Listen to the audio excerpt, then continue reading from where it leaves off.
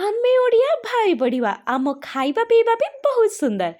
तो आज मैं नहीं आम ओडिशारे ओडिया घरे घरे बनुथिबा सब पर्वपर्वाणी गोटे पिठा प्रकार जेमिति कि हैला मंडा पिठा आरिसा पिठा काकेरा पिठा पोड़ पिठा ता सहित है चकुली पिठा गईठा पिठा केते सारा पिठा केते केते केते केते केते सारा पिठा आमे सब प्रस्तुत करुचे। ता भितर मु आज आपण मानको सिखेबी सुजीरे तैयारी मंडा पिठा।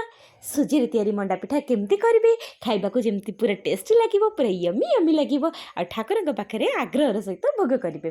तो सुजी मंडा पिठा बनवा पई गोटे कप सुजी रे 2 कप चाउल नियंतु कंचा सुजी नियंतु पानी गरम हो सारा पर से घी टे पकई नियंतु तापर से चीनी टे पकई नियंतु अल्प टिके लुण पकई नियंतु तापर सुजी को गोटे हाथ में पकईकि आ गोटे हाथ में फेंटी नियंतु तापर एई भलिया टेक्सचर को आसला पर्यंत सुजी को पूरा भल से फेंटी थांतु आउे किसी समय पर्यंत घोड़े छाड़ी दिंतु आउे गोटे प्लेट को काढ़ी दिंतु आउे कौन करेंगे ना किसी नड़िया कोरा नियंतु से सेम कड़े एका नड़िया कोरा नहीं जावा नड़िया कोरा नहीं सारा पर से आम चीनी तो चीनी आपण आपण टेस्ट हिसाब से देपार चीनी बदलले आप गुड़ भी यूज करेंगे नो प्रॉब्लम। जदि डायबिटीज अच्छी ताहले चीनी को स्किप करंतु आ गुड़ यूज करंतु नाई तो मिश्री भी आप दे पारिबे।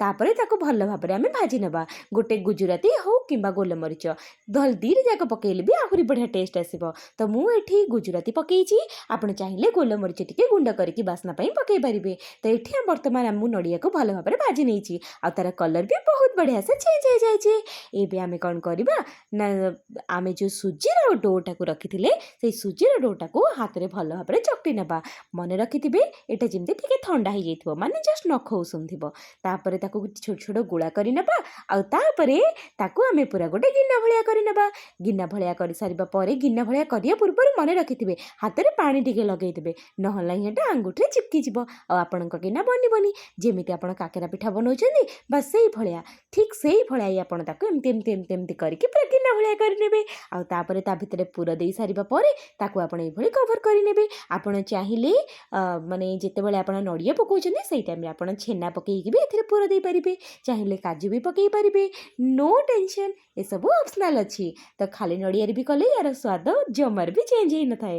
तो तापर या भल भाव ये पूरा राउंड सेप देदेवे आउ चेप्टा करेंगे जदि आप चेप्टा करेंगे ताहले सेटा हम काकेरा जदि आप गोल करेंगे ताहले सेटा हम मंडा पिठा भेरी सिंपल। आउ एबे आमे कौन करबा आमर गोटे मंडा पिठा बनिकी रेडी ये भाव में आम सब मंडा पिठा बनईकी प्रस्तुत करनेबा। ये देखिपे मंडा पिठा बर्तमान आमर बनिकी प्रस्तुत।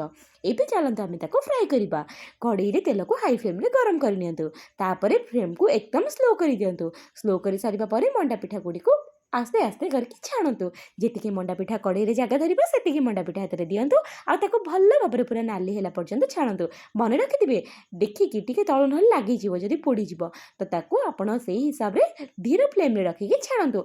दोल पूर्णमी केते जण आज करुछंती तो केते जण काली करुछंती कुआडे परदिन होली पालन होची तो कुआडे काली होली पालन होचे। तो सेति पई याको आपण दोल पूर्णिमा रे करके भोग लगांतु ता सहित दोल पूर्णिमा रे हमर जेमती फळमूळ हे गेला आंब फांब हे गेला से सब की भोग लगे पारिबे। तो रहिली नमस्कार जय जगन्नाथ। भल लागितले चैनल टी को सब्सक्राइब करने।